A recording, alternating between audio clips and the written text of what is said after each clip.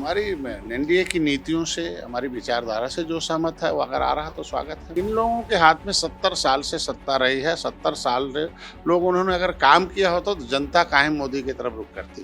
पहले की सरकारें थी तो 100 रुपया भेजते थे, 85 बीच में खा जाते थे, 15 पहुंच। अगर 22 हो रहा जीडीपी ग्रोथ तो हमारे समुदाय का ग्रोथ हो रहा उसमें ये कर रही है।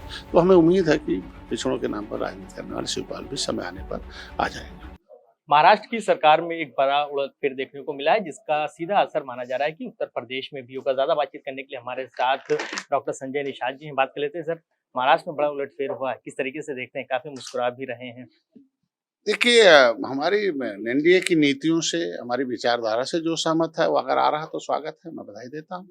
और आगे भी हमको लगता है कि जो भी हमारी नीतियों से, हमारी नीतियां हैं कि निचले पावदान पर जो व्यक्ति विकास की मुख्यधारा में आए, हर एक भारतीय संस्कृति स्थापित हो, देश की अर्थव्यवस्था सही हो, हम पिछड़ों, दलितों, शोषितों, वंचितों, आदिवासियों, नौजवानों, किसानों, महिलाओं को हम न्याय दिला सकें। तो इस विचारधारा से जो सहमत है वो आ रहा है तो उसका स्वागत है। आगे भी जो आएगा उसका स्वागत है।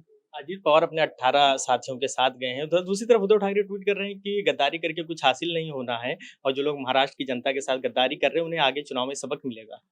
देखिए किसी को कोई ट्वीट कर सकता है, लोकतंत्र में कुछ भी किसी को कुछ कह सकता है। लेकिन इन लोगों के हाथ में 70 साल से सत्ता रही है। 70 साल लोग उन्होंने अगर काम किया होता तो जनता काहे मोदी की तरफ रुख करती।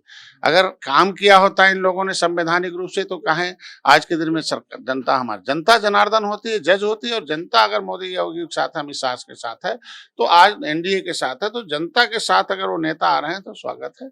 और कोई नेता कुछ कहता रहो से यूपी की अगर बात करें तो बीते दिनों महागठबंधन की जो बैठक हुई थी उसमें जयंत चौधरी शामिल नहीं हुए, दूरी उन्होंने बनाई। काफी इधर दूरियां नजर आ रही हैं, तो क्या बीजेपी से करीबी बढ़ रही है इसलिए इधर दूरी बढ़ रही है? कुछ ऐसा संकेत है?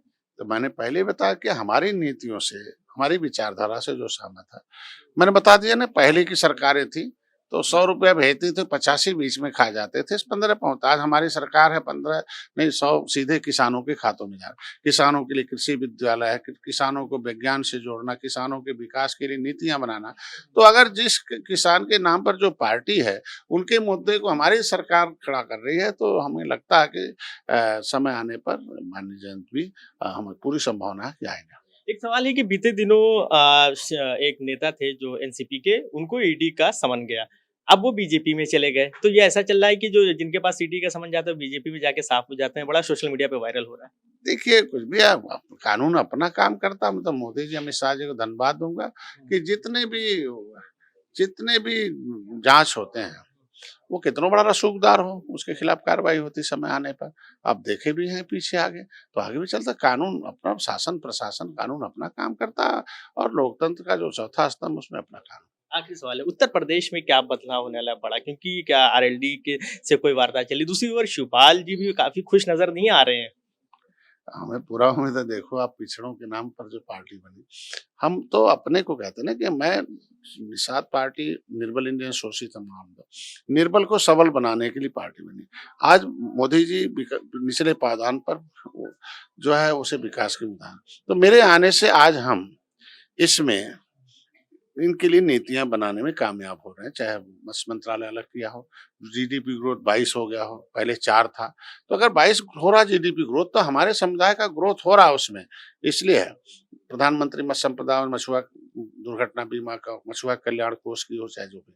ऐसे में हमको लगता है पिछड़ों का भी, पिछड़े के नाम पर पार्टी बनी, तो पिछड़ों का भी कल्याण और उनको विकास में लाने के लिए जो आयोग का गठन किया माननीय मोदी जी ने, उस आयोग की रिपोर्ट के अनुसार जो शिक्षा है उसमें हमने रिजर्वेशन, ये पिछड़े के नाम पर पार्टी बनी, लेकिन कांग्रेस के साथ रहे, लेकिन उसने आयोग का गठन नहीं किया।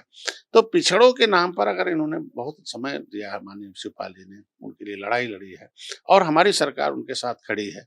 जैसे हाई कोर्ट ने कह दिया कि हम पिछड़ों का रिजर्वेशन हटा दीजिए, यहाँ नहीं है समय, मेरी सरकार सुप्रीम कोर्ट गई और आयोग के गठन और आयोग की रिपोर्ट के अनुसार समय पर उसका रिपोर्ट लागू किया, पिछड़ों को चुनाव लड़ाकर सम्मान। तो पिछड़ों का सम्मान अगर हमारी एनडीए कर रही है तो हमें उम्मीद है कि पिछड़ों के नाम पर राजनीति करने वाले शिवपाल भी समय आने पर आ जाएगा।